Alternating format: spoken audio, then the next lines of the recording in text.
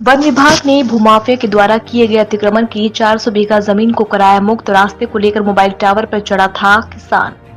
जिले के पिछड़ ब्लॉक के उमरी कला ग्राम पंचायत में काफी दिनों से भूमाफियों की शिकायत की जा रही थी। आज वन अमले के द्वारा लगभग 400 बीघा जमीन से भूमाफियों का कब्जा फसल उजाड़ कर हटाया गया।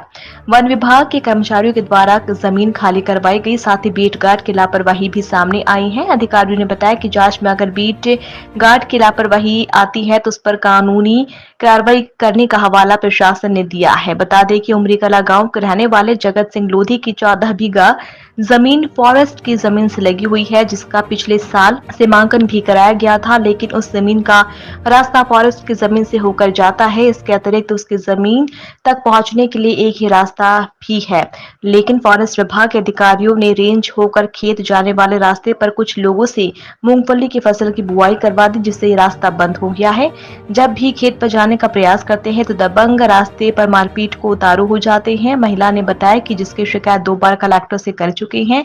इसके बाद कल पति जगत सिंह लोधी मोबाइल टावर पर अपनी मांग को लेकर चढ़ गए थे और चक्का जाम भी किया था। इसके बाद आज प्रशासन अलर्ट मोड पर आया और अतिक्रमण की 400 बीघा जमीन पर खड़ी फसल को बर्बाद कर अतिक्रमण मुक्त कराया। तो आज आपके द्वारा कार्रवाई की गई, किस वजह से की गई थी? आज अतिक्रमण रोधी मुहिम के तहत कार्रवाई की गई थी जी। बीटासपुर में लगातार अतिक्रमण की शिकायत प्राप्त हुई थी जी। इसके संदर्भ में एक समूचा अभियान चलाकर कार्रवाई की गई जी। तो अभी करीबन कितने हेक्टेयर जमीन मुक्त कराई गई? लगभग 400 बीघे जी जमीन को मुक्त कराया गया है, 40 हेक्टेयर के आसपास जी। और ये लगातार कार्यवाही चलती रहेगी, किसी भी अतिक्रमणकारी को बख्शा नहीं जाएगा जी।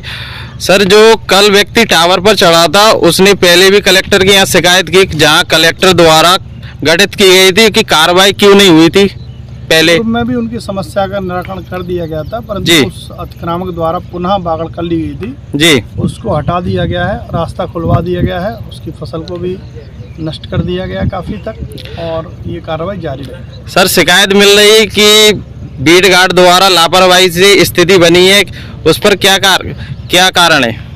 अगर जांच में उनके खिलाफ आता है जी और यह सिद्ध होता है कि उनकी लापरवाही है जी, तो प्रथम दृष्टया तो समझ में आया भी है जी कि उनके द्वारा जैसी कार्रवाई की जाना चाहिए की नहीं गई है, तो उनके खिलाफ कठोर अनुशासन कार्रवाई की जाएगी जी। और यह समूचा कार्य हमारे वन वित्त के मुखिया डॉक्टर अनुपम सहाय साहब जी और वन अधिकारी श्री सुधांशु यादव के मार्गदर्शन में हम लोग लगातार कार्रवाई पूरे जिले में कर रहे हैं और करते रहेंगे। Thank you sir.